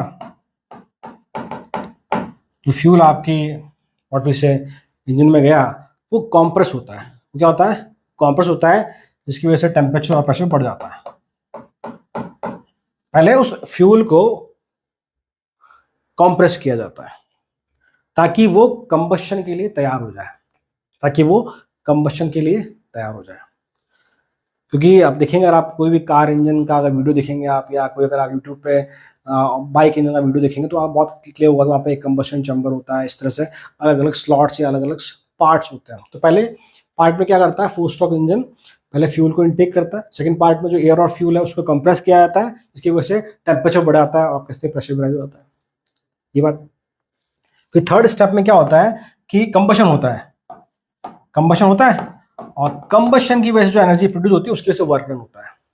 उस कंबशन की वजह से क्या होता है, वर्क डन होता है। और वही वर्क डन क्या करता है, उस कार को पुश करने में, आगे ले जाने में हेल्प करता है। फिर लास्ट फोर्थ स्टेप क्या है कि आपका सिलेंडर वापस क्या हो गया, एम्प्टी हो गया। सिलेंडर क्या आपका एम्प्टी हो गया, सिलेंडर आपका एम्प्टी हो गया। मतलब क्या हो, पहले स्टेप में फ्यूल दिया गया, सेकंड स्टेप में जो फ्यूल था उसको कंप्रेस किया गया, थर्ड स्टेप में कंबशन हुआ, उसकी वजह से वर्क डन हुआ, और वर्क डन की वजह से आप कह सकते हैं कि भाई आपकी जो आपका जो व्हीकल है उसको पावर मिली, वो आगे की तरफ पुश किया वो, या वो चला, इसको हम बोलते हैं। फिर उसकी वजह से सिलेंडर खाली हो गया। अगर ये सिर्फ प्रोसेस ऐसा रहे तो इसका मतलब क्या है, इंजन ने एक बार काम किया खत्म, इंजन एक बार काम किया सब कुछ खत्म। बट एक्चुअली क्या होता है, फर्स्ट स्टेप आपका ये, second step, third step, now वापस कहाँ पहुंचेगा अपनी वो ओरिजिनल स्टेट में। It is the whole a cyclic process, it is a cyclic process. वापस ओरिजिनल में जाएगा तभी तो वापस सब कुछ होगा और गाड़ी लगातार चलेगी।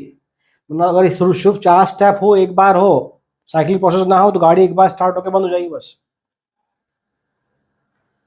गाड़ी एक बार स्टार्ट होकर बंद हो जाएगी। तो क्या करते हैं, कोई भी इंजन हो, ऐसा मैं सिर्फ कार इंजन का एग्जांपल ले रहा हूँ, आप कोई भी इंजन ले लो, टरबाइन वो जो होता है ना, पावर प्लांट लगे होते हैं स्कूटा में आपके, थर्मल पावर प्लांट है, मतलब अलग अलग जगहों पर आप देखेंगे बहुत से पावर प्लांट है, वो सब इसी प्रिंसिपल पे काम करते हैं कहीं ना कहीं।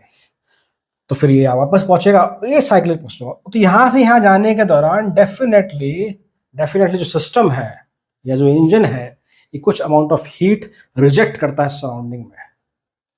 उसकी वजह से जो एफिशिएंसी है कभी भी 100% नहीं होती। तो हम क्या बोलते हैं कि फॉर कार्नोट साइक्लिक प्रोसेस या फॉर अ साइक्लिक प्रोसेस, उसकी एफिशिएंसी कभी भी 100% निकल कर नहीं आती। उसकी एफिशिएंसी 100% निकल कर नहीं आती। कहीं ना कहीं कुछ अमाउंट ऑफ हीट जो सराउंडिंग में खर्च होता है, सराउंडिंग में वेस्ट होता है, एंट्रोपी की फॉर्म में चला जाता है, रेंडमाइज हो जाता है, डिसऑर्डर फॉर्म में चला जाता है। This is the second law of thermodynamics. Second law of thermodynamics के एक स्टेटमेंट नहीं है, अलग अलग साइंटिस्ट ने अलग अलग टाइम पे अलग अलग स्टेटमेंट दिए हैं। तो जो पहला स्टेटमेंट जो मुझे दिखता है, बिकॉज कार्नोट इंजन या सादी कार्नोट जो थे, इन्होंने ही सबसे पहले काम किया थर्मोडायनामिक्स के सेकंड लॉ को लेकर, या आप इन्हें फादर ऑफ थर्मोडायनामिक्स भी कहते हैं। तो इन्होंने यही बात रखी अपने इस एक्सपेरिमेंट के द्वारा, और उनकी उस समय उनकी एज थी अराउंड 25-24। अब सोचिए उन्होंने क्या बात रखी कि कोई भी साइक्लिक प्रोसेस बेस्ड अगर इंजन है तो उसकी एफिशिएंसी कभी भी 100% नहीं होगी, कभी भी 100% नहीं होगी। This is what second law of thermodynamics. इसको आप आगे एक्सटेंड कर सकते हैं कि कुछ अमाउंट ऑफ हीट क्या होती है, सराउंडिंग में डिस्पोज हो जाती है, सराउंडिंग में वेस्ट हो जाती है, आप ऐसा भी लिख सकते हैं। तो ऐसी कोई फिक्स डेफिनेशन नहीं सेकंड लॉ की, भाई मुझे ये 2-3 लाइनें फिक्स रट के लिखनी नहीं है। पहला क्या लिख सकते हैं आप, फर्स्ट स्टेटमेंट की भाई अकॉर्डिंग टू कार्नो या according to Carnot cycle, Carnot engine, what we say efficiency of any cyclic process is never to be 100%, comma some amount of heat must be dispersed, waste, disordered in the surrounding. This is what the second law of thermodynamics.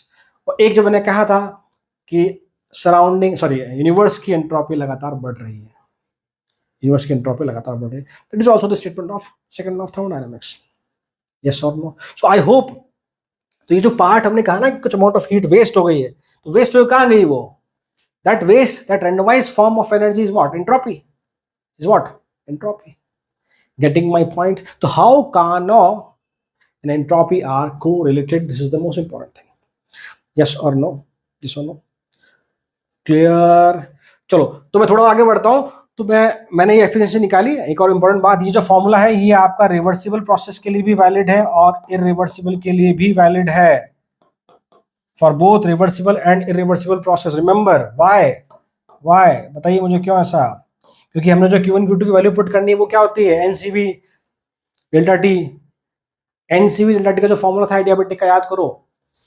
वो आप reversible के लिए भी use कर सकते हो और irreversible adiabatic के लिए भी यूज कर सकते हो. तो ये जो फॉर्मूला है, यहाँ जो वैल्यू पुट करेंगे या जो वैल्यू पुट करके ये फॉर्मूला बनाया गया है, वहां हम लोगों ने सिर्फ और सिर्फ जो फॉर्मूला यूज किया है वो आपका एडियाबेटिक प्रोसेस की हेल्प से किया. तो ये फॉर्मूला आपका रिवर्सिबल के लिए भी वैलिड है और इरिवर्सिबल के लिए वैलिड है.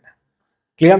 तो मैं इसी पे बेस्ड एक और फॉर्मूला लिख रहा हूं मैं एफिशिएंसी का, फिर उनको हम कंपेयर करेंगे जो कैसे. बस उतारिए आप लोग फटाफट से.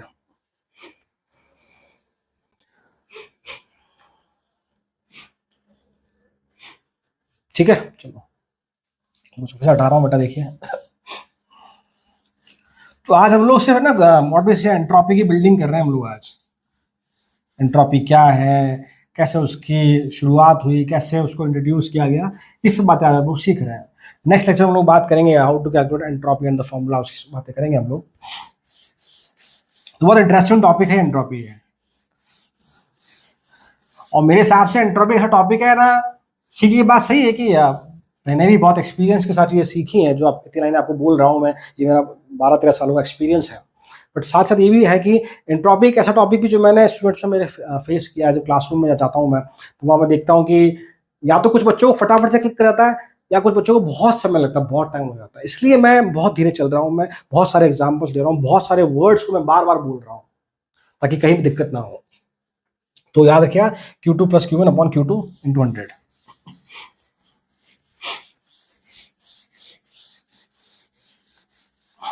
देखिए, सो हम लोग क्या कह रहे हैं, बीटा इक्वल टू ये था आपका अपॉन Q2, और इसको फिर फर्दर हम क्या लिखते हैं बेटा, हमने बात करी थी पहले. This is what? Minus WAB,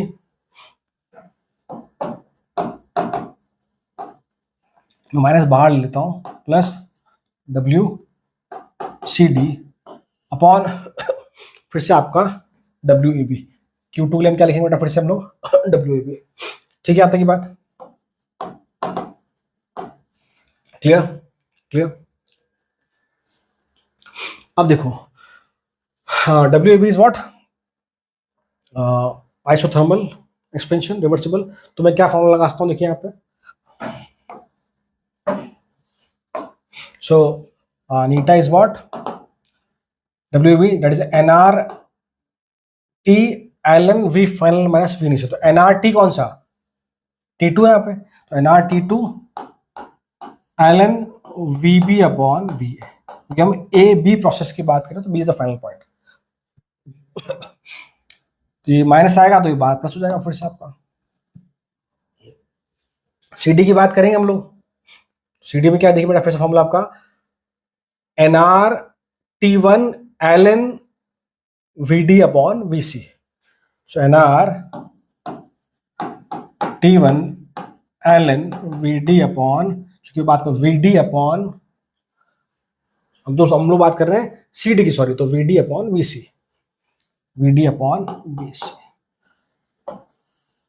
और नीचे फिर से WAB आ जाएगा आपका. WAB क्या आपका एज इट इज ही NRT2 ln VB upon VA.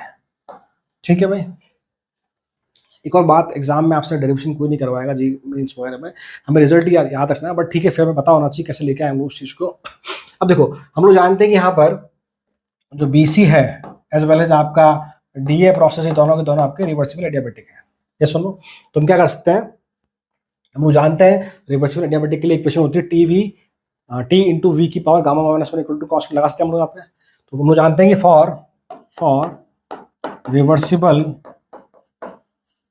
adiabatic process we know there is equation that is TV gamma minus 1 equal to constant, उसको हम लोग यूज करेंगे यहाँ पे। ठीक है भाई, यहाँ तक बात सही है। अब देखो तो हम लोग पहले लगा रहे हैं इसको BC के लिए, तो क्या होगा भाई, that is TB VB gamma minus 1, इस पॉइंट पे लगाई मैंने TB VB गामा माइनस 1, और TB कौन सा बेटा यहाँ पे T2, that is T2 VB gamma minus 1, यहाँ पर T1 VC गामा माइनस 1। ठीक है भाई, एक तो हो गया। अब अगर मैं यहाँ लगा AD के लिए लगाऊं, AD में also it is also reversible process, तो क्या लगाएंगे हम लोग फिर से T2 VA, A पॉइंट पे T2 VA गामा माइनस 1, और आपके D पॉइंट पे T1 VD गामा माइनस 1। इसको आप फर्स्ट बोल दीजिए, इसको आप सेकंड बोल दीजिए, दोनों ही हमारे रिवर्सिबल एडियाबेटिक प्रोसेस है।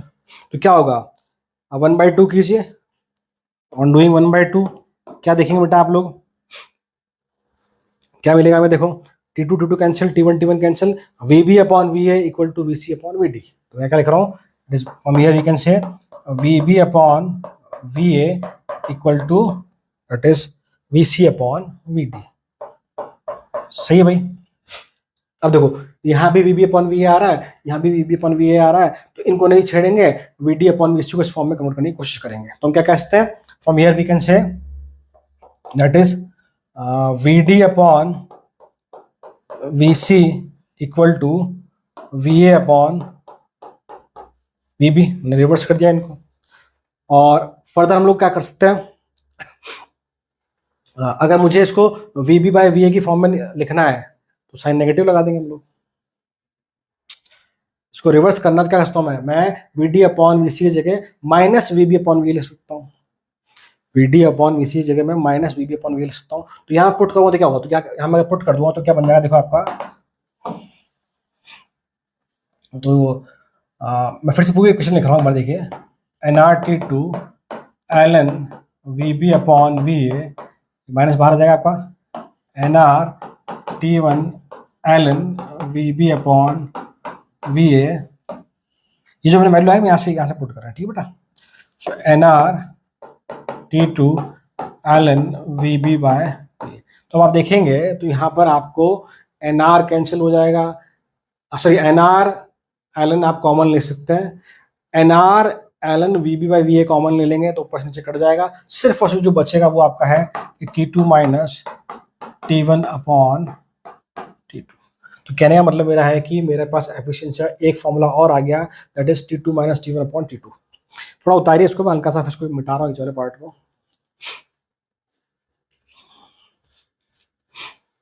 ठीक है, देखिए तो मेरे पास जो एक्सप्रेशन निकल के आया सेकंड वाला एफिशिएंसी का, वो हमारा है that is T2 minus T1 upon T2। Actually ये मैं एक्सप्रेशन क्यों डिराइव कर रहा हूँ, जब मेरे पास एक एफिशिएंसी का फॉर्मूला था तो मैंने ये क्यों करा, ताकि मैं सेकंड लॉ का स्टेटमेंट लिख सकूं। कैसे, अब देखो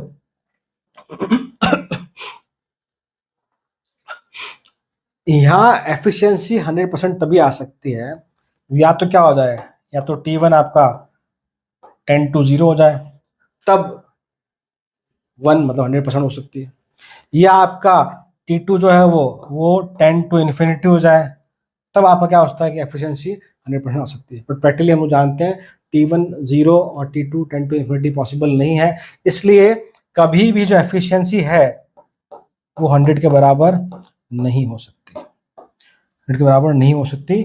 for any reversible cyclic process. Remember, this formula is applicable for reversible cyclic process only. ये आप कह सकते हैं reversible Carnot cycle process only. जो पहला था Q2 वाला, Q2 plus Q1 upon Q2, वो आप रिवर्सिबल भी लगा सकते हैं, इरिवर्सिबल पर भी लगा सकते हैं। ये सिर्फ और सिर्फ रिवर्सिबल में क्यों एप्लीकेबल बेटा? बिकॉज हमने जो फॉर्मूले यूज किए ये वाले, ये सिर्फ और सिर्फ रिवर्सिबल के लिए होता है। पता है आपको वर्डिंग के फॉर्मूले? तो ध्यान रखिएगा।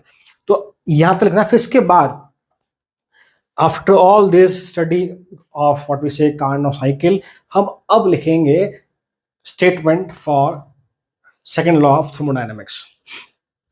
उसमें आप पहला लिखिए, फर्स्ट वन लिखिए,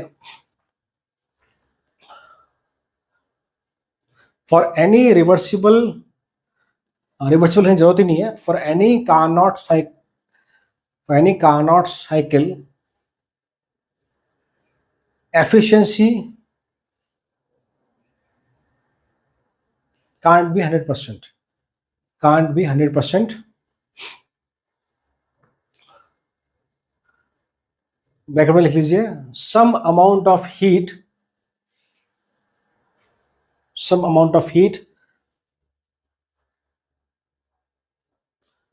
must be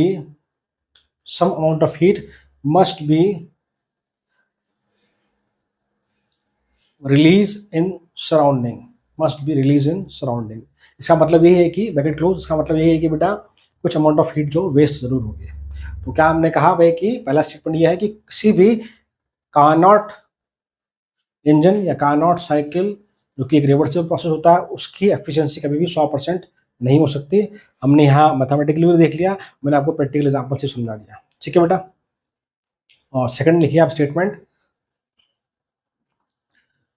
entropy of universe is increasing continuously. Entropy of universe is increasing continuously. तो आज मैंने यहाँ तक अपनी बात रखी। आज हमने एंट्रोपी का कोई फॉर्मूले की बात नहीं करी। नेक्स्ट क्लास में हम लोग बात करेंगे एंट्रोपी के फॉर्मूले के बारे में, how it is state function, कुछ मैथमेटिकल डेरिवेशंस की हम लोग बात करेंगे, और जो भी कैलकुलेटिव पार्ट है वो हम डिस्कस करेंगे नेक्स्ट क्लास में। आई होप आपको ये आज का जो मैंने लेक्चर दिया है समझ में आया होगा। प्रॉपर नोट्स बनाएं, जो मैंने बातें बोली है, कुछ बातें मैंने आपको नहीं लिखाई, उसको भी आप लिखते चले साथ साथ में, तभी आप एक पूरी स्टोरी, एक पिक्चर बना पाएंगे कि हाँ जो मैं कह रहा हूँ किस हद तक सही है या किस हद तक आप फील कर पा रहे हैं। रिमेंबर, अदरवाइज फिर आपको ये लगेगा कि सर ने जो बताया है, सर कुछ भी आए, सर कह के चले गए, तो वो चीज़ अगर नहीं हो तो डेफिनेटली आप ये चीज़ करिए। तो आज के लिए इतना ही, मिलते हैं नेक्स्ट वीडियो में। Till then, thank you so much.